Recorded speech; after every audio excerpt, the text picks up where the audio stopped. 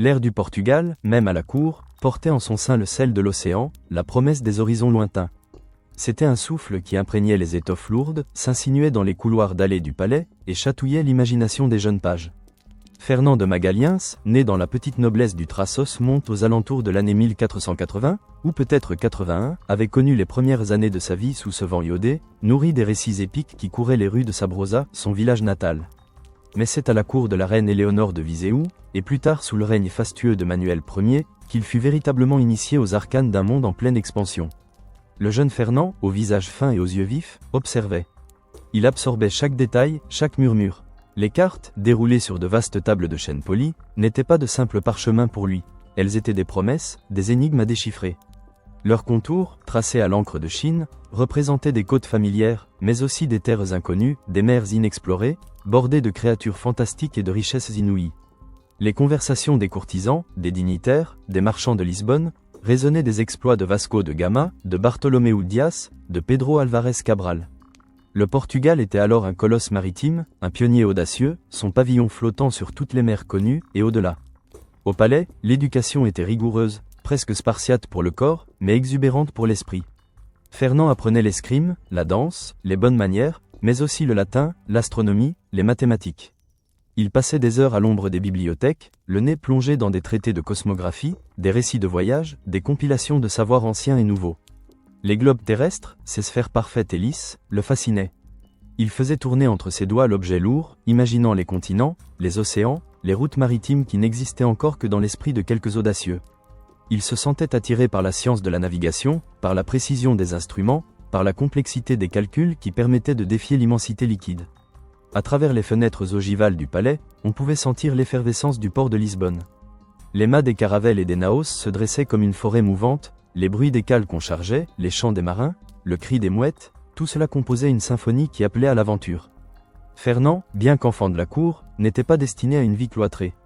Une ambition latente brûlait en lui, une flamme discrète mais tenace. Il sentait au plus profond de son être qu'il était né pour naviguer, pour explorer, pour laisser sa marque sur ces cartes qu'il aimait tant. Le privilège modeste de sa naissance lui avait ouvert les portes d'un apprentissage inestimable, mais son esprit aspirait déjà à des horizons bien plus vastes que les murs du palais. Il y avait dans son regard une lueur de détermination, un pressentiment d'une destinée hors du commun, bien au-delà des intrigues et des routines de la cour. Il rêvait de la mer, de l'inconnu, des secrets que la terre dissimulait encore. C'est ainsi que l'année 1505 marqua le début d'une nouvelle ère pour le jeune Magellan. Le temps des livres et des cartes s'acheva, laissant place à la réalité brute de l'océan. Sous le commandement du vice-roi Francisco de Almeida, puis plus tard d'Afonso de Albuquerque, il s'embarqua pour les Indes orientales, un monde où l'exotisme se mêlait à une violence impériale sans merci. Le parfum entêtant des épices cannelle, girofle, muscade se mêlait désormais à l'odeur âcre du salpêtre, à la clameur des batailles et à l'odeur métallique du sang. Magellan participa à des engagements décisifs, dont la légendaire bataille de Diu en 1509, où la flotte portugaise écrasa la coalition égypto-indienne. Il y apprit l'art du combat naval, la discipline de fer requise à bord, et la cruauté inhérente à la conquête. Les ponts glissant de sang, le fracas des canons, les cris des hommes, le vent hurlant dans les voiles déchirés, ces images s'ancrèrent profondément dans sa mémoire, forgeant son caractère. Il fut blessé à plusieurs reprises, des cicatrices qui témoignaient de son courage et de son engagement total. Chaque égratignure, chaque entaille, était une leçon apprise dans la grande école de la survie. Il navigua le long des côtes inconnues, découvrant des cultures fascinantes, des peuples aux coutumes étranges et merveilleuses. Des marchés grouillants de Calicut au palais somptueux de Malacca, il fut témoin de la richesse inouïe de l'Orient, une richesse que le Portugal était déterminé à s'approprier par la force. Il vit les comptoirs se construire, les routes commerciales s'établir, souvent au prix de la vie des indigènes et des marins. Les Moluques, les mythiques îles aux épices, devinrent une obsession, un Eldorado lointain dont les rumeurs de trésors inépuisables alimentaient les conversations. Magellan, par ses voyages répétés dans cette région, acquit une connaissance intime des courants, des vents, des archipels complexes, une expertise qui le distinguait de ses pairs. Cependant, au-delà de l'aventure et des découvertes, une frustration grandissait en lui. Malgré ses services irréprochables, son courage au combat et son sens inné de la navigation, la reconnaissance qu'il espérait de la couronne portugaise tardait à venir. Les promotions étaient lentes, les récompenses maigres. Il observait les injustices, la corruption, la jalousie des officiers supérieurs, et un sentiment d'amertume s'installait. Le monde était vaste, dangereux, plein de richesses à conquérir, mais il semblait que seuls quelques-uns étaient destinés à en récolter les fruits, tandis que d'autres, comme lui, restaient dans l'ombre, de simples rouages d'une machine impériale. C'est durant ces années en Orient que la vision d'une route alternative vers les Moluques, une route occidentale, commença à germer dans son esprit. Une idée audacieuse, presque hérétique, qui défiait la mainmise portugaise sur la route de l'Est. Le retour au Portugal, en l'an 1514, après 9 années passées en Orient et une blessure reçue lors d'une escarmouche à Azemmour, au Maroc, fut tout sauf un triomphe. Magellan, boitant légèrement, le corps marqué par les batailles et le visage buriné par le soleil et le vent, se présenta devant le roi Manuel Ier, espérant enfin obtenir la reconnaissance et l'avancement qu'il estimait mériter. Mais au lieu de cela, il fut accueilli par une froideur glaciale. Le roi, déjà informé des rumeurs et des plaintes, le percevait comme un homme difficile, opiniâtre, trop indépendant. Pire encore, il fut accusé de commerce illégal, une charge infamante qui souillait son honneur. Les requêtes de Magellan furent rejetées avec un mépris à peine voilé. Il demanda une augmentation de sa pension, un commandement, une mission digne de ses années de service. Le roi Manuel, ce monarque imbu de sa propre grandeur, le congédia avec une fin de non-recevoir cinglante, lui conseillant de trouver du service ailleurs s'il n'était pas satisfait. Ce fut un coup de poignard pour Magellan. Lui, qui avait risqué sa vie tant de fois pour la couronne, qui avait contribué à étendre l'empire portugais, était traité comme un paria, un traître potentiel. L'atmosphère autour de lui devint celle d'une déception cuisante, d'une marginalisation progressive. Les portes de la reconnaissance royale se fermaient l'une après l'autre. Ses anciens exploits étaient oubliés, ses cicatrices ignorées. Les murmures de la cour, autrefois porteurs d'admiration, se transformèrent en chuchotements de méfiance. Les amis se firent rares, les alliés se détournèrent. Le monde, autrefois un champ d'opportunités illimitées, semblait se refermer sur lui, étouffant ses ambitions. Un ressentiment profond s'enracina dans le cœur de Magellan. Un sentiment d'injustice brûlait en lui, alimentant une conviction inébranlable en sa propre valeur et en la validité de ses idées. S'il n'était pas reconnu par son propre roi, alors il le serait par un autre. Le désir ardent de prouver sa valeur, de réaliser une entreprise audacieuse et sans précédent, prit alors une forme définitive et irréversible. L'idée d'une route occidentale vers les Moluques, autrefois une simple spéculation, devint une obsession, une vengeance silencieuse contre l'ingratitude de Manuel Ier. Le Portugal avait fermé ses portes, mais l'Espagne, sa grande rivale, pourrait bien les ouvrir. C'est ainsi que, au cours de l'année 1517, Fernand de Magallien prit une décision qui allait changer le cours de l'histoire et le sien propre. Il quitta le Portugal, non pas en exil, mais avec la détermination froide d'un homme qui a été trahi et qui cherche à se réhabiliter, non par la force des armes, mais par celle de l'esprit et de la science. Il emportait avec lui non seulement son expertise nautique inégalée, fruit de tant d'années passées sur les mers de l'Orient, mais aussi un projet audacieux, mûri dans le secret de son esprit, trouver un passage occidental vers les Moluques. Ce passage, s'il existait, prouverait que ces îles aux épices, si convoitées, se trouvaient dans la sphère d'influence espagnole, selon les termes ambigus du traité de Tordesillas. L'Espagne, terre de rivalité et d'opportunité, devint son nouvel espoir. À Séville, il rencontra un homme qui allait devenir son partenaire intellectuel pour un temps, Rui Faleiro.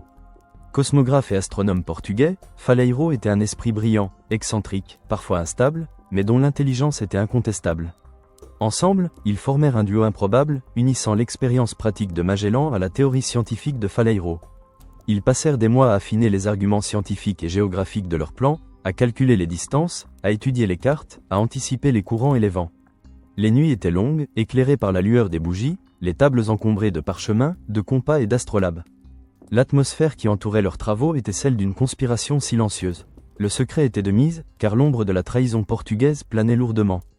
Les espions de Manuel Ier étaient partout, prêts à saboter tout projet qui pourrait nuire aux intérêts de Lisbonne. Mais malgré cette menace constante, un espoir renouvelé animait Magellan. L'Espagne, bien que rivale, offrait une nouvelle chance, une occasion de prouver la justesse de sa vision. Le monde était une énigme cartographique à résoudre, et Magellan se sentait l'homme de la situation. Un espoir fervent, teinté d'une anxiété palpable, accompagnait chaque pas. L'accueil espagnol serait-il favorable? Les fonds nécessaires seraient-ils alloués? Magellan était à la croisée des chemins, prêt à tout risquer pour concrétiser sa vision. Il avait brûlé ses ponts avec le Portugal, et il n'y avait plus de retour possible. Sa détermination était inébranlable, sa stratégie affûtée. Il se savait porteur d'une idée révolutionnaire, capable de transformer la géopolitique mondiale. L'année 1518 vit Magellan et Faleiro se préparer à la plus grande audience de leur vie. Ils se mirent en route pour Valladolid, où le jeune et ambitieux roi Charles Quint résidait. Charles, à peine âgé de 18 ans, venait d'hériter d'un empire colossal, englobant l'Espagne, les Pays-Bas, et de vastes territoires dans le Nouveau Monde. Il était à la recherche de gloire, de richesse, et de moyens d'affirmer la puissance de sa couronne face à ses rivaux. La cour espagnole était un nid de serpents, un labyrinthe d'intrigues et de jalousies. Le projet de Magellan et Faleiro, bien que prometteur, se heurtait à de nombreux obstacles. Les espions portugais, diligentés par Manuel Ier, travaillaient sans relâche pour discréditer les deux hommes. Ils semaient le doute sur leur loyauté, sur la faisabilité de leur entreprise, sur les dangers inhérents à un tel voyage. Des voix s'élevaient, arguant que les Moluques se trouvaient sans conteste dans la sphère portugaise, et que toute tentative d'y accéder par l'ouest serait une violation du traité de Tordesillas. De plus, l'instabilité de Rui Faleiro devint un problème croissant. Le cosmographe, brillant mais fragile, était sujet à des épisodes de maladie mentale, des crises d'exaltation suivies de périodes de prostration. Ses accès de paranoïa et ses comportements erratiques commençaient à inquiéter sérieusement les conseillers du roi. Magellan, stoïque, tentait de contenir les débordements de son partenaire, mais la tâche était ardue. Il savait que la crédibilité de leur projet était en jeu. Malgré ses vents contraires, Magellan restait inébranlable. Sa foi en sa carte, en ses calculs, en son intuition était absolue. Il ne se laissait pas intimider par les murmures, ni décourager par les obstacles. Son regard, intense et déterminé, ne vacillait pas. Il présentait ses arguments avec une clarté et une conviction qui impressionnaient même les plus sceptiques. Il parlait des richesses inouïes des Moluques, de la gloire qui reviendrait à l'Espagne si elle parvenait à établir une route maritime exclusive vers cet Eldorado. Il évoquait la possibilité de contourner la mainmise portugaise sur les routes orientales, d'ouvrir une nouvelle voie, plus courte, plus directe. Charles Quint, jeune mais pragmatique, écoutait attentivement. Il voyait en Magellan un homme d'une trempe rare, un visionnaire capable de réaliser l'impossible. Il était conscient des enjeux politiques et économiques. Les épices valaient leur pesant d'or, et une route espagnole vers les Moluques serait un coup de maître contre le Portugal. Le soutien financier d'un riche marchand flamand, Cristóvão de Haro, qui croyait fermement au projet, contribua également à pencher la balance. Haro, avec ses réseaux et sa fortune, était un atout précieux. Les négociations furent longues et ardues. Les conseillers du roi débattaient, pesaient le pour et le contre. Mais la persévérance de Magellan, sa capacité à répondre à chaque objection avec une logique implacable, finit par l'emporter. Le jeune roi, séduit par la hardiesse du projet et l'assurance de l'explorateur, prit sa décision. La Castille, et par extension l'Espagne tout entière, allait financer l'expédition. C'était le début d'une nouvelle ère, non seulement pour Magellan, mais pour le monde. Le sentiment d'être parvenu à un point de non-retour était palpable. Une lueur de succès brillait enfin après tant d'années d'épreuves et de déceptions. Mais cette victoire n'était qu'un premier pas. Le véritable défi, l'Odyssée qui allait marquer l'histoire, était encore à venir. Le contrat fut signé, les navires commandés. Un frisson d'anticipation parcourait l'échine de Magellan. Il avait enfin sa chance. Le monde, avec ses mystères et ses promesses, l'attendait. Et lui, Fernand de Magalhães, était prêt à le conquérir, quitte à le faire au prix de sa propre vie.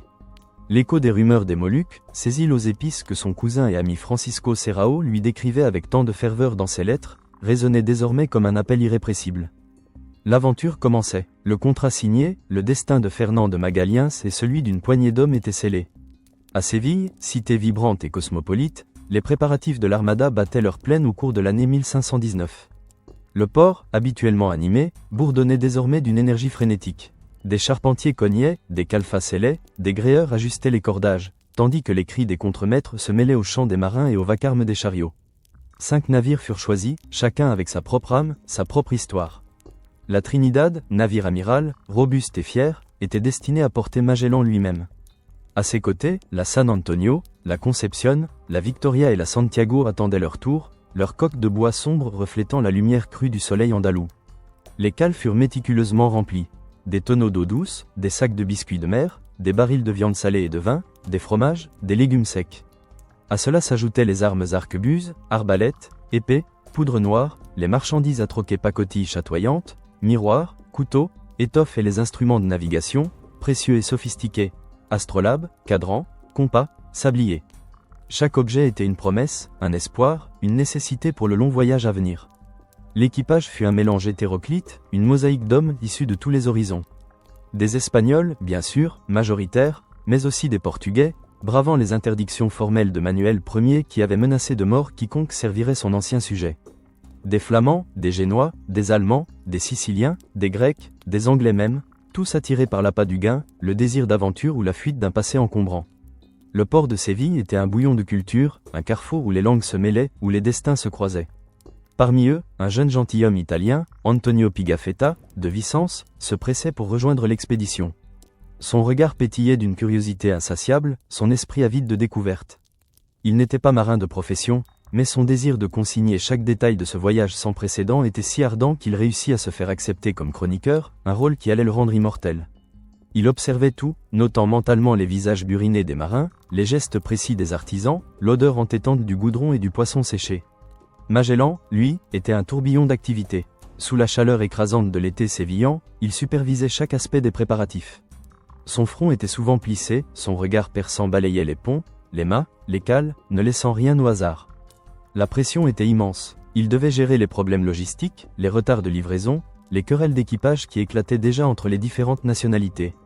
Les tentatives de sabotage portugaises, discrètes mais insistantes, ajoutaient une couche supplémentaire d'anxiété. Des rumeurs couraient, des murmures sur la folie de l'entreprise, sur le Portugais qui menait une flotte espagnole vers l'inconnu. Les capitaines espagnols, Juan de Cartagena en tête, ne cachaient pas leur jalousie. Cartagena, capitaine de la San Antonio et contrôleur général de la flotte, était un homme arrogant, imbu de son rang et de ses relations à la cour. Il voyait d'un mauvais œil ce Portugais, ancien traître à sa couronne, prendre le commandement d'une si prestigieuse armada. Ses yeux, souvent froids, suivaient Magellan avec une animosité à peine voilée. Gaspar de Quesada, capitaine de la Concepción, et Luis de Mendoza, capitaine de la Victoria, partageaient cette méfiance, même s'il était moins ouvert dans leur opposition. Magellan sentait ces tensions comme une lame de fond sous la surface calme des apparences. Il savait qu'il devrait affirmer son autorité sans faille, dès le premier jour, pour espérer maintenir l'ordre et la discipline. Pendant que les derniers préparatifs s'achevaient, les machinations du roi Manuel Ier de Portugal s'intensifiaient, tissant une toile de danger autour de l'expédition. Des espions portugais, des hommes de l'ombre au visage anonyme, s'étaient infiltrés à Séville. Leur mission était multiple: discréditer Magellan auprès des autorités espagnoles, fomenter la mutinerie parmi l'équipage et, si possible, éliminer le navigateur. Des agents diplomatiques portugais, drapés dans la dignité de leurs fonctions, avaient également redoublé d'efforts auprès de Charles Quint. Ils arguaient que le projet de Magellan était une violation flagrante du traité de Tordesillas, une provocation qui ne manquerait pas de déclencher un conflit ouvert entre les deux puissances ibériques. L'atmosphère à Séville, déjà chargée de l'excitation du départ, devint lourde d'une paranoïa sourde. Chaque ombre qui s'allongeait dans les ruelles étroites, chaque visage inconnu croisé sur les quais, pouvait cacher un ennemi. La tension était palpable, retardant le départ, ébranlant la confiance fragile qui unissait les hommes. Le spectre de la trahison planait, tel un vautour invisible, au-dessus des 5 navires. Les retards techniques, les avaries inexpliquées, les désertions soudaines, tout était interprété à travers le prisme de cette menace constante. Magellan, malgré la pression et le danger, restait d'une stoïque détermination. Son esprit, forgé par des années de bataille et de manœuvres politiques en Orient, était acéré. Avec l'aide discrète mais efficace des autorités espagnoles, il déjouait les complots. Des sentinelles furent doublées, des rumeurs contrecarrées, des hommes suspects écartés. La sécurité autour des navires et de sa personne fut renforcée. Chaque tentative d'assassinat, si elle eut lieu, resta dans l'ombre des annales, mais la vigilance de Magellan était sans faille. Son regard, souvent lointain, était aussi celui d'un homme qui scrute l'horizon pour y déceler la tempête. Le coup émotionnel était lourd. Le navigateur dormait peu, son esprit constamment en alerte. Il savait que la réussite de l'expédition ne dépendrait pas seulement de sa capacité à naviguer les mers, mais aussi à maîtriser les menaces intérieures et extérieures qui cherchaient à détruire son rêve avant même qu'il ne prenne le large. Sa résolution était inébranlable, mais la solitude du commandement, face à tant d'adversité, pesait sur ses épaules. Il avait coupé les ponts avec son passé portugais, et le présent espagnol était loin d'être un havre de paix. Enfin, le 10 août 1519, l'armada de Magellan se mit en mouvement. Ce ne fut pas un départ en fanfare, mais une lente et majestueuse procession le long du fleuve Guadalquivir. Les 5 navires, leurs voiles encore ferlées, glissaient doucement sur les eaux calmes, tirés par des chaloupes et des hommes à la force de leurs bras. Les rives étaient noires de monde, des familles venues dire adieu, des curieux, des marchands. Les prières des femmes se mêlaient aux chants des marins, créant une atmosphère solennelle, lourde de pressentiments. Le soleil de Séville brillait, mais une ombre, celle de l'inconnu, planait déjà sur l'expédition. Les navires s'arrêtèrent à Sanlúcar de Barrameda, à l'embouchure du fleuve, pour les derniers ajustements et les adieux finaux. C'est là que les tensions latentes entre Magellan et les capitaines espagnols éclatèrent au grand jour. Juan de Cartagena, toujours aussi arrogant, contesta ouvertement l'autorité de Magellan.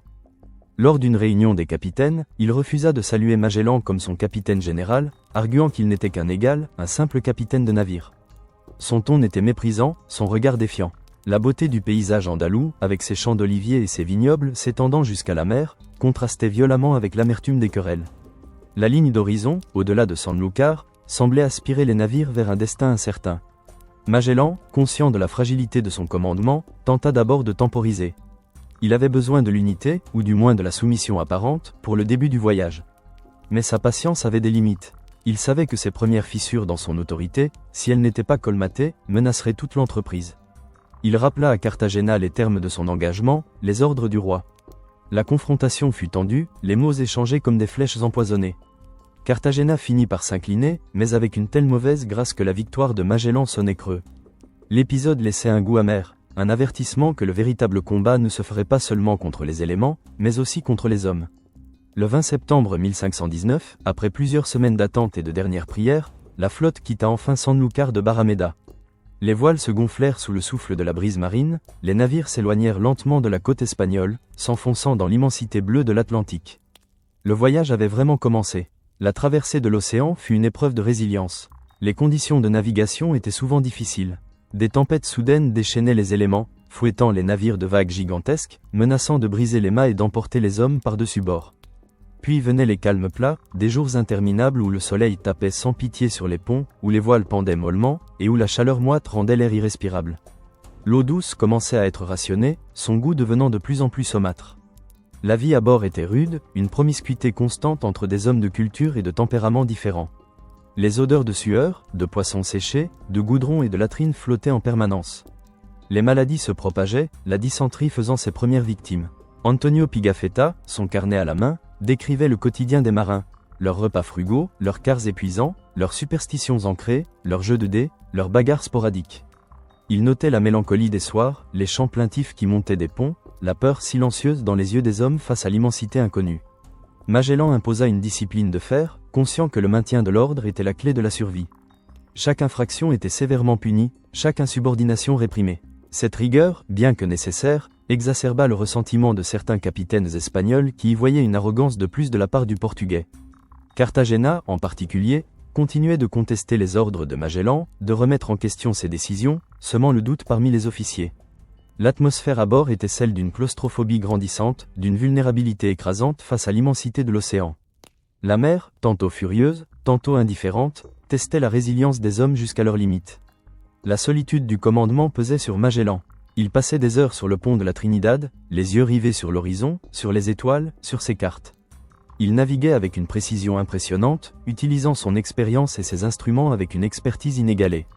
Il était un chef, mais un chef contesté, dont chaque décision était scrutée et critiquée par ceux qui devaient être ses alliés.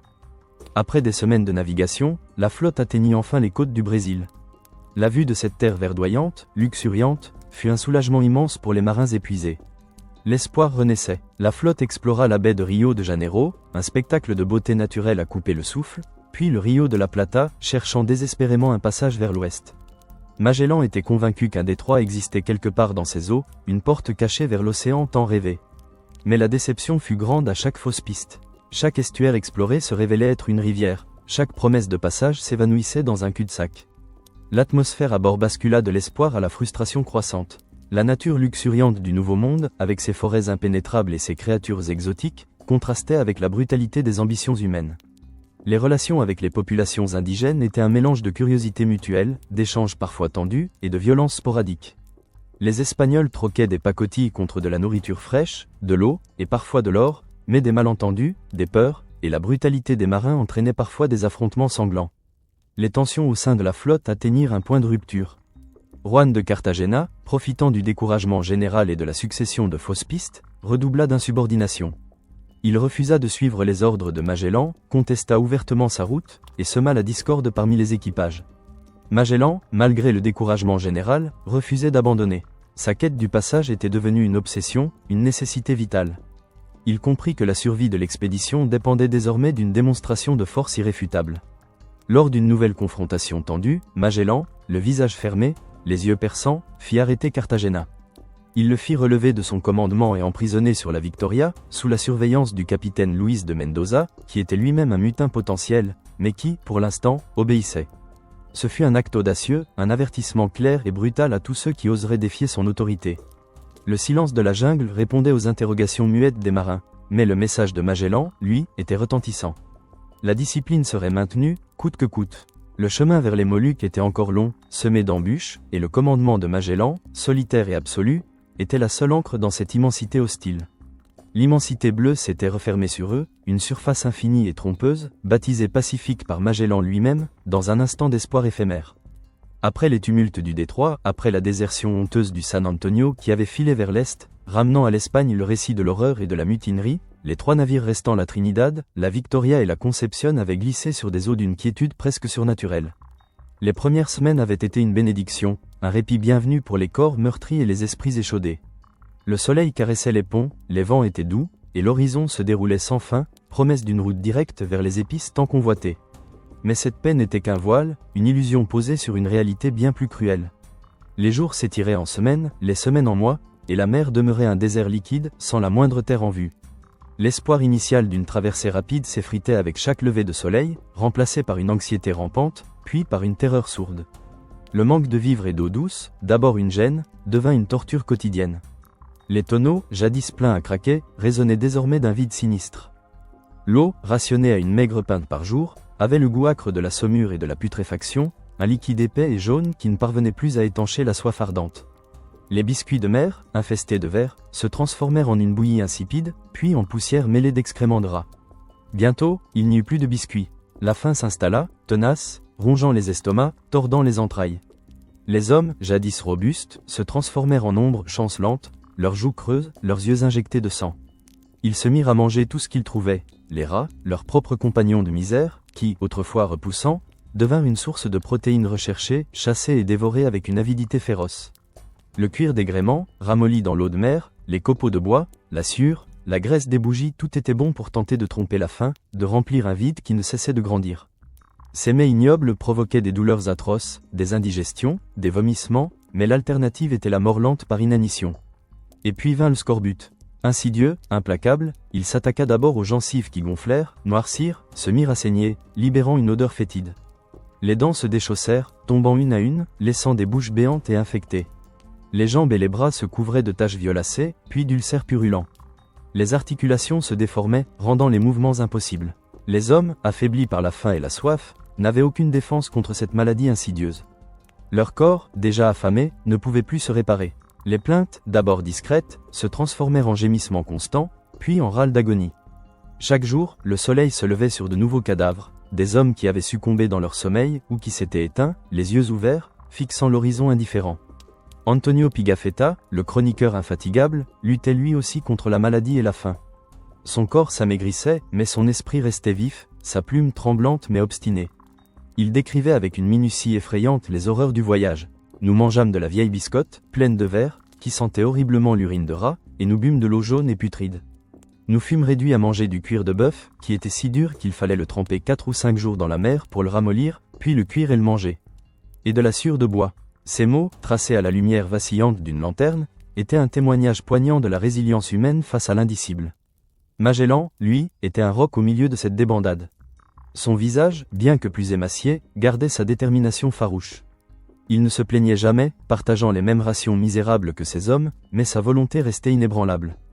Il passait des heures sur le pont, scrutant l'horizon, le cadran à la main, son regard brûlant d'une fièvre intérieure. Il savait que l'échec n'était pas une option. Il avait promis les Moluques au roi d'Espagne, et il tiendrait sa promesse, même si cela devait lui coûter chaque homme à bord. Sa conviction, presque mystique, que Dieu était de son côté, qu'il était l'instrument d'une découverte divine, le portait au-delà de la souffrance physique et morale. Il était le dernier rempart contre le désespoir absolu. Il était le guide, le prophète, le tyran, et l'unique espoir de ces âmes perdues. Les jours se suivaient, monotones et atroces, au milieu de l'année 1520. Les corps s'affaiblissaient, mais l'esprit de survie, pour certains, restait tenace. Les murmures de mutinerie, jadis si virulents, s'étaient éteints, remplacés par une léthargie générale, une acceptation résignée de leur sort. Il n'y avait plus de force pour la rébellion, seulement pour la survie, une heure à la fois. Le soleil se levait et se couchait, peignant le ciel de couleurs flamboyantes, indifférent à la misère des hommes qui flottaient sous son regard implacable. La nuit, les étoiles brillaient d'un éclat glacial, des millions de diamants jetés sur un velours noir, des points de repère pour Magellan, des symboles d'une immensité écrasante pour les autres. Le 6 mars de l'année 1521, après 99 jours d'un calvaire sans fin, un cri retentit. Un cri rauque, presque inaudible, mais qui porta en lui la force de la résurrection. Terre, terre! L'écho se propagea sur les ponts, insufflant une vie nouvelle dans les corps moribonds. Les hommes, chancelants, se traînèrent vers les bastingages, leurs yeux hagards cherchant désespérément le miracle. Et là, à l'horizon, une ombre indistincte, puis des îles verdoyantes, se découpant sur le bleu azur. Les larmes, depuis longtemps taries par la déshydratation, revinrent aux yeux de certains. C'était un don du ciel, une seconde chance. Ils avaient atteint l'archipel des Mariannes, une guirlande d'émeraudes jetée sur l'océan. Les navires s'approchèrent d'une île, que Magellan nomma plus tard l'île des Larrons, en raison des événements qui allaient s'y dérouler. À peine les ancres jetées, des pirogues rapides, agiles comme des libellules, surgirent de la côte. Elles étaient remplies d'indigènes, des hommes et des femmes à la peau cuivrée, au corps nu et tatoués, leurs cheveux sombres flottant au vent. Leurs visages exprimaient une curiosité joyeuse et une audace insouciante. Ils montèrent à bord des navires avec une familiarité déconcertante, s'emparant de tout ce qui brillait, de tout ce qui leur plaisait, avec une rapidité déconcertante. Ce premier contact fut un mélange d'émerveillement et de malentendu. Pour les indigènes Chamorros, le concept de propriété privée tel que le concevaient les Européens était étranger. Ils prenaient ce qu'ils désiraient, sans intention de voler, mais simplement d'échanger ou de partager. Pour les marins espagnols, exténués et affamés, ces gestes étaient des vols, des provocations inacceptables. La tension monta. Magellan, toujours pragmatique, avait besoin de ravitaillement, d'eau fraîche, de fruits, de viande. Il tenta d'établir un échange pacifique, mais la patience des marins, à bout de nerfs, fut vite épuisée. La violence éclata. Les Chamorros, armés de lances et de frondes, répondirent à la brutalité des Espagnols, qui, avec leurs arquebuses et leurs épées, avaient une supériorité technologique écrasante. Des coups de feu retentirent, des cris de douleur se mêlèrent au clapotis des vagues. Magellan, dans un accès de fureur, ordonna de brûler leur village en guise de représailles, de s'emparer de leurs provisions par la force. Ce fut une rencontre sanglante, une première tâche sur le rêve de Magellan d'une évangélisation pacifique. Les navires se remplirent d'eau fraîche, de noix de coco, de patates douces, de riz, mais la joie du ravitaillement fut assombrie par le souvenir de la violence infligée. Quelques jours plus tard, le 16 mars 1521, la flotte découvrit un autre archipel, plus vaste, plus prometteur. C'étaient les Philippines. Ils accostèrent d'abord sur une petite île inhabitée, Omonon, où ils purent enfin se reposer, se laver et panser leurs plaies. Le repos, la nourriture fraîche, l'eau pure firent des miracles. Les corps commencèrent à se réparer, les esprits à se calmer. C'était un havre de paix, une oasis après le long désert. Puis, ils se dirigèrent vers Limasawa. C'est là que l'histoire prit une tournure extraordinaire. Alors qu'ils approchaient de la côte, une pirogue s'approcha des navires espagnols. À son bord, des hommes aux parures exotiques, le chef local, le Raja Colombu, et son frère, le Raja Siagu. Et c'est là que la voix d'Enrique de Malacca, l'esclave malais de Magellan, retentit. Ces mots, dans une langue que Magellan reconnaissait comme celle de l'Orient, résonnèrent comme une mélodie oubliée. Enrique était un lien vital, un pont entre deux mondes. Il pouvait comprendre les indigènes, et les indigènes pouvaient le comprendre. Les discussions s'engagèrent, longues et complexes, mais rendues possibles par la présence d'Enrique. Magellan offrit des présents, des miroirs, des couteaux, des étoffes, des symboles de la puissance européenne.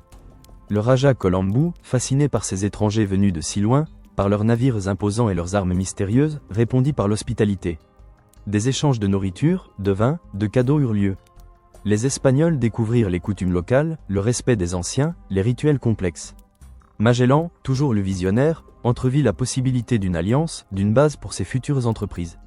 Le moment culminant de cette rencontre fut la première messe chrétienne célébrée sur le sol philippin, le dimanche de Pâques. Un autel fut dressé sur la plage, la croix plantée dans le sable. Les marins, agenouillés, leurs visages marqués par la souffrance mais éclairés par la foi, chantèrent les cantiques. Les rajas et leurs hommes, curieux et respectueux, observèrent le rituel avec une attention silencieuse. Magellan, drapé dans son armure de chevalier de la foi, se sentit investi d'une mission divine. Il n'était pas seulement un explorateur, il était un messager de Dieu, porteur de la vraie foi dans ces terres lointaines. Cet événement marqua le début d'une tentative d'évangélisation rapide et ambitieuse. Après quelques jours à Limasawa, Magellan, guidé par les indigènes, mit le cap sur Cebu, une île plus grande, plus riche, un centre commercial important dans la région. L'arrivée de la flotte espagnole à Cebu, le 7 avril 1521, fut un événement spectaculaire. Les trois navires, leurs voiles déployées, leurs pavillons flottant au vent, se dressèrent majestueusement devant le port, suscitant l'effroi et l'admiration. Le Raja Humabon, le souverain de Cebu, un homme puissant et respecté, fut d'abord méfiant. Il exigea un tribut, comme il était de coutume pour tout navire étranger entrant dans son port. Mais Magellan, sûr de sa force et de sa mission, refusa catégoriquement.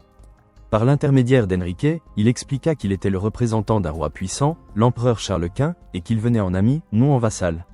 Il offrit des présents somptueux, des étoffes fines, des bijoux en verre, des épées, des arquebuses. La démonstration de la puissance de feu espagnole, avec un coup de canon tiré en l'air, impressionna profondément Humabon et ses chefs. Le Raja, réalisant l'avantage d'une alliance avec ses nouveaux venus, accepta de fraterniser. Les jours qui suivirent furent une période d'échanges intenses.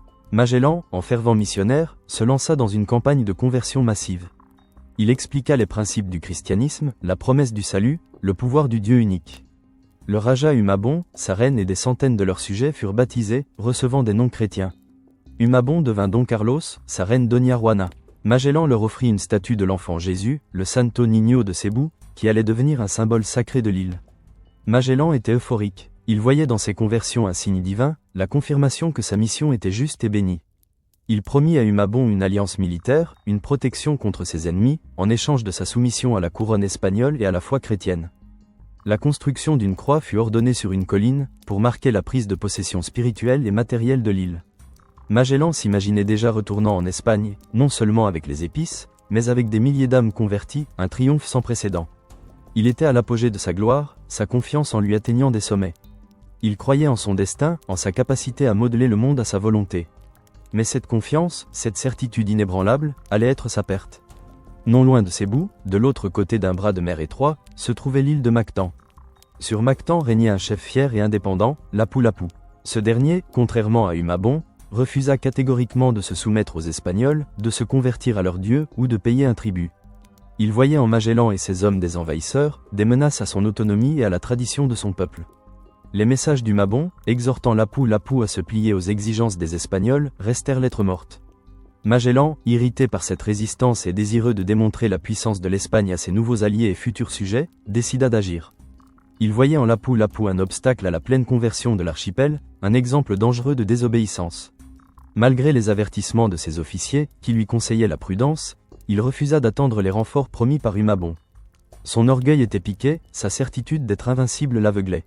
Il était convaincu qu'une petite démonstration de force suffirait à briser la volonté de Lapu-Lapu. À l'aube du 27 avril 1521, Magellan, à la tête d'une soixantaine d'hommes, armés d'arquebuses, d'arbalètes et d'épées, débarqua sur les rives de Mactan. Le soleil se levait, jetant une lumière crue sur la plage. Les navires de Magellan, trop grands pour s'approcher du rivage en raison des récifs et des eaux peu profondes, restèrent à distance, leurs canons impuissants. Les hommes durent patauger dans l'eau jusqu'aux genoux, leurs armes lourdes et leurs armures les ralentissant. Sur la plage, des milliers de guerriers de Lapu-Lapu attendaient, leurs corps enduits d'huile de coco, leurs armes traditionnelles lances de bambou durcies au feu, boucliers de bois, kriss acérés prêts au combat. Le chef Lapu-Lapu, digne et résolu, se tenait au milieu de ces hommes, un symbole vivant de la résistance indigène. La bataille qui s'ensuivit fut inégale, non pas par le nombre, mais par la nature du terrain et la stratégie. Les Espagnols, lents et entravés par leurs armures, se retrouvèrent pris au piège dans l'eau peu profonde. Leurs arquebuses, efficaces à distance, peinaient à recharger et à tirer avec précision. Les flèches et les lances de bambou volaient en nuées, trouvant les failles dans les armures, aveuglant les hommes. Magellan, au centre de l'action, se battit avec la bravoure du guerrier qu'il avait toujours été. Il abattit plusieurs guerriers, mais son armure, son casque, le rendaient une cible visible. Un tir d'arbalète atteignit son bras, une lance le frappa à la jambe. Il tomba, mais se releva, continuant à combattre, protégeant la retraite de ses hommes. Les guerriers de Lapu-Lapu, galvanisés par la résistance de leur chef et la vulnérabilité des envahisseurs, se jetèrent sur lui. Cerné, Magellan fut submergé. Les lances et les kriss s'abattirent sur lui, le transperçant. Il s'effondra dans l'eau, le sang se mêlant aux vagues. Son dernier souffle fut un cri de défi, un murmure de prière.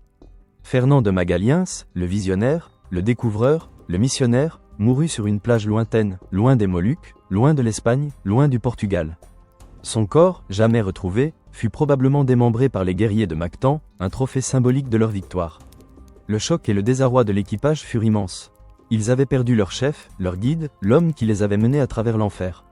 La retraite fut désordonnée, paniquée. Les survivants regagnèrent les navires, leurs visages marqués par la terreur et le deuil. La mort de Magellan laissa un vide abyssal, un sentiment d'abandon au milieu de cet archipel étranger et hostile. Le rêve d'une domination facile s'était brisé sur les lances de Lapu-Lapu. Les conséquences de la mort de Magellan furent immédiates et brutales. Le Raja Humabon, qui avait juré allégeance aux Espagnols et s'était converti, changea radicalement d'attitude. La défaite de Magellan sur Mactan, la preuve que ces étrangers n'étaient pas invincibles, avait brisé le sortilège. Humabon, craignant sans doute les représailles de Lapu-Lapu et réalisant que l'alliance avec les Espagnols n'était plus un gage de puissance, décida de les trahir. Quelques jours après la mort de Magellan, le 1er mai 1521, Humabon invita les officiers espagnols à un banquet sur l'île de Cébou, sous prétexte de leur offrir des présents et de sceller leur amitié. Les officiers, affaiblis par la perte de leur chef et désireux de maintenir les relations, acceptèrent l'invitation. Parmi eux se trouvait Duarte Barbosa, le beau-frère de Magellan et nouveau capitaine de la Victoria, ainsi que Gonzalo Gómez de Espinosa, maître d'armes de la Trinidad, qui venait d'être nommé au commandement de ce navire. Enrique de Malaca, l'interprète, qui avait été blessé et maltraité par Barbosa après la mort de Magellan, refusa de les accompagner, pressentant le piège. Le banquet commença dans une atmosphère de fausse cordialité. Les mets étaient abondants, le vin coulait à flot. Mais au milieu des rires et des chants, la trahison frappa. À un signal convenu, les guerriers de Humabon se jetèrent sur les Espagnols, les massacrant sans pitié. Une trentaine d'officiers et de marins périrent sous les coups, dont Duarte Barbosa et Gonzalo Gómez de Espinosa. La violence fut effroyable, un rappel brutal de la précarité de leur position. La ruse des indigènes avait été aussi efficace que les lances de Mactan. Les marins restés à bord des navires, témoins impuissants de l'horreur, levèrent l'ancre en toute hâte, fuyant Cébou, laissant derrière eux les corps de leurs camarades et le souvenir d'une trahison glaçante. La flotte, déjà réduite, était désormais sans commandement clair et avec un nombre d'hommes dangereusement bas. Les deux navires restants, la Trinidad et la Victoria, n'avaient plus suffisamment de marins pour les manœuvrer efficacement. La Concepción, le troisième navire, fut jugé irrécupérable. Ses provisions furent transférées aux deux autres, et elle fut incendiée, ses flammes s'élevant dans le ciel tropical comme un bûcher funéraire pour les rêves brisés de Magellan. Dans le chaos et le désespoir, un nouveau leadership dut émerger.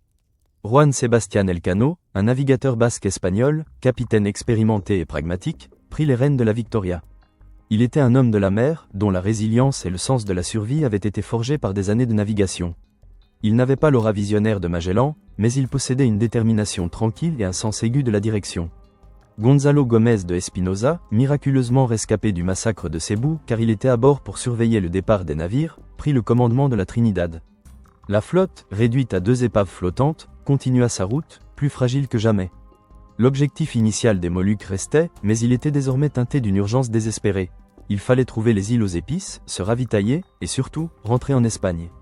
La mort de Magellan avait transformé une mission de découverte en une course contre la montre pour la survie. Les Moluques, les îles tant rêvées, n'étaient plus un Eldorado lointain, mais la prochaine étape d'un voyage qui s'annonçait encore plus périlleux, une promesse de salut ou de perdition totale. Le Pacifique, immense et impitoyable, les attendait encore. Le sillage sanglant de Cébou s'estompait lentement derrière la Trinidad et la Victoria, mais l'odeur du massacre imprégnait encore les ponts. L'air était lourd d'un silence de deuil, brisé seulement par le clapotis des vagues et le grincement des gréements. Les survivants, réduits à une poignée d'hommes blêmes et amaigris, naviguaient désormais sous la direction de Juan Sebastián Elcano sur la Victoria et de Gonzalo Gómez de Espinosa sur la Trinidad. L'absence de Magellan, autrefois un phare d'autorité inébranlable, laissait un vide abyssal, mais aussi une étrange liberté. Plus personne pour imposer une discipline de fer absolue, plus personne pour défier les éléments avec une foi presque démente. Désormais, c'était la survie pure qui dictait chaque décision. Elcano, homme de la mer pragmatique, avait les traits tirés, mais ses yeux basques conservaient une lueur de détermination tranquille. Il savait que le temps était compté. Chaque jour passé en mer sans trouver les Moluques était un jour de plus sous la faim, la maladie, ou pire, les Portugais, pouvaient les rattraper. Les cartes de Magellan, autrefois consultées avec révérence, étaient désormais étudiées avec une urgence fébrile. Les Moluques, ces points minuscules sur le parchemin, représentaient leur seule chance de salut, leur unique espoir de remplir les cales et de regagner l'Espagne. Le vent, capricieux, les poussait vers le sud, à travers un dédale d'îles et de récifs. Les journées étaient longues, ponctuées par la surveillance constante de l'horizon, à l'affût de la moindre voile portugaise. La paranoïa était une compagne constante. Chaque ombre, chaque nuage, chaque cri d'oiseau marin pouvait être le prélude à une menace. Les hommes, exténués, tiraient sur les cordages avec des muscles douloureux, leur corps miné par la sous-alimentation et les maladies tropicales. Les blessures de Cébou, pour ceux qui en avaient réchappé, s'infectaient dans l'humidité suffocante. Puis, après des semaines de navigation incertaine, l'air changea. Une odeur nouvelle, riche et enivrante, se mêla à celle du sel et du goudron. Un parfum de cannelle, de girofle, de muscade, subtil d'abord, puis de plus en plus prononcé. C'était l'odeur des épices, le signe indubitable qu'ils approchaient de leur destination. Le 8 novembre 1521, un cri s'éleva, plus joyeux que n'importe quel cri de terre, entendu jusqu'alors.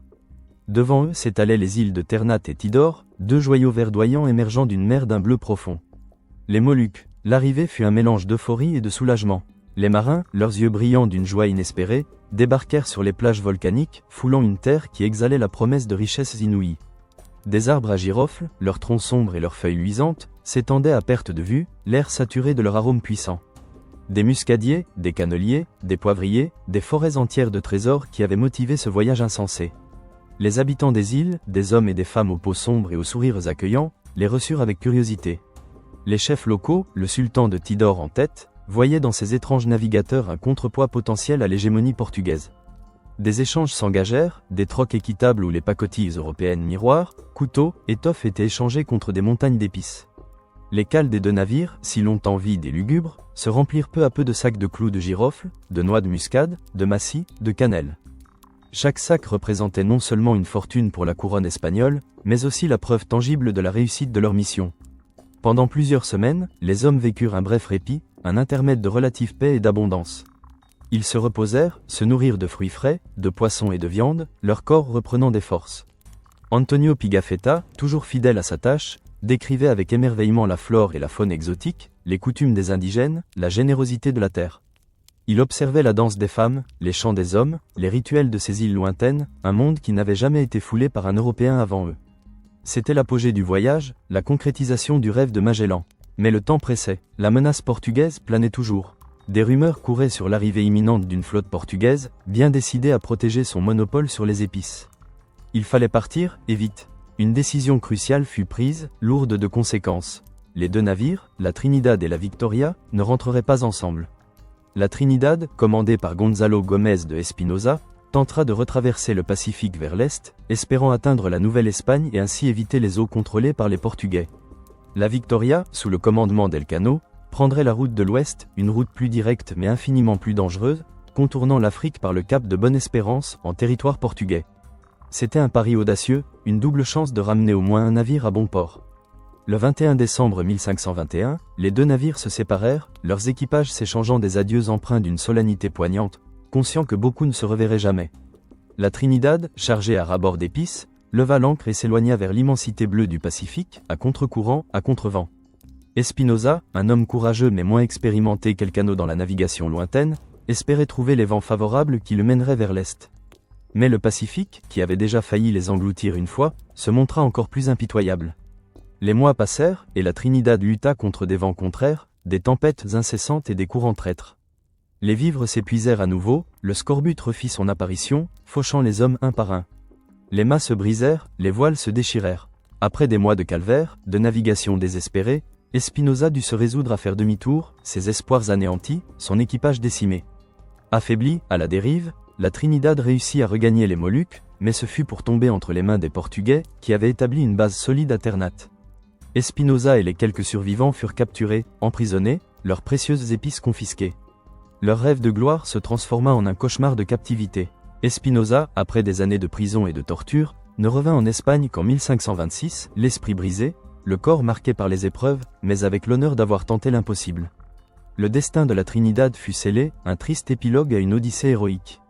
Pendant ce temps, la Victoria, sous le commandement résolu d'Elcano, s'était lancée dans sa propre course contre la mort. L'océan Indien l'attendait, avec ses tempêtes féroces, ses calmes plats suffocants, et surtout, la menace omniprésente des patrouilles portugaises. Elcano, conscient de la mission historique qui reposait sur ses épaules, naviguait avec une prudence extrême, évitant les routes maritimes connues, se cachant dans les archipels isolés, naviguant de nuit lorsque cela était possible.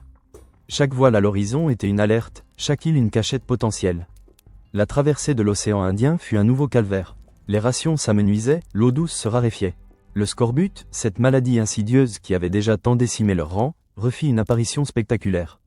Les hommes, déjà faibles, succombaient les uns après les autres. Leurs corps étaient jetés à la mer, enveloppés dans des toiles, leurs noms prononcés dans des prières murmurées. Le pont de la Victoria devint un hôpital flottant, ses planches maculées de sang et de vomi. L'odeur de la mort s'accrochait aux voiles. Elcano, lui, ne fléchissait pas. Il était partout, surveillant la navigation, encourageant les hommes, rationnant les maigres provisions. Il était le roc sur lequel s'appuyait le dernier espoir de l'expédition. Antonio Pigafetta, qui avait survécu à tant d'épreuves, continuait d'écrire, ses doigts engourdis par la faim, ses yeux brûlants de fièvre.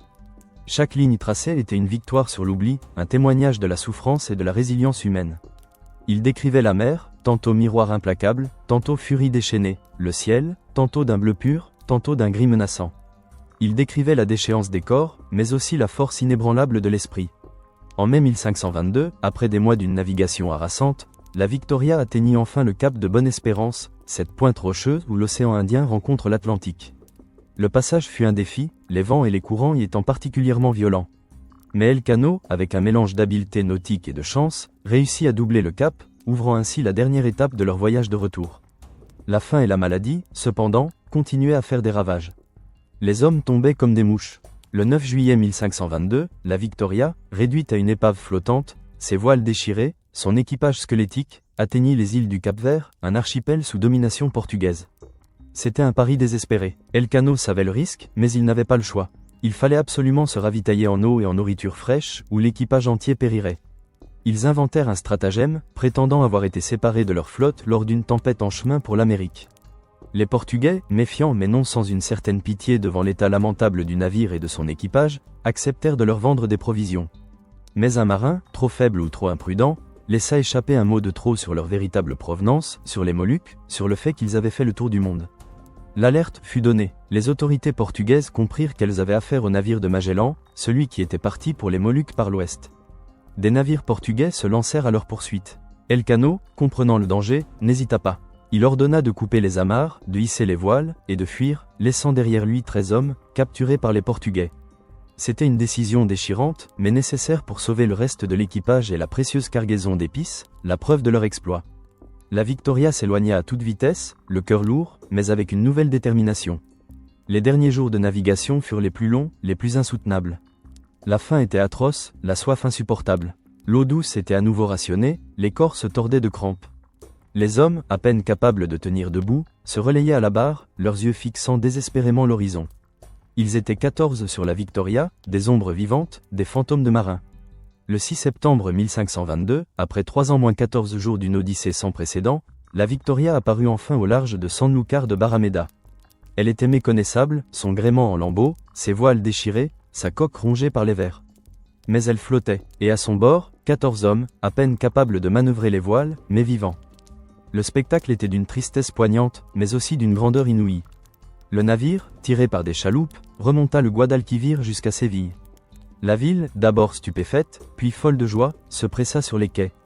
Les cloches sonnèrent à toute volée. Les 14 survivants, décharnés, leurs visages creusés, leurs corps couverts de plaies, pieds nus, vêtus de haillons, descendirent du navire en titubant.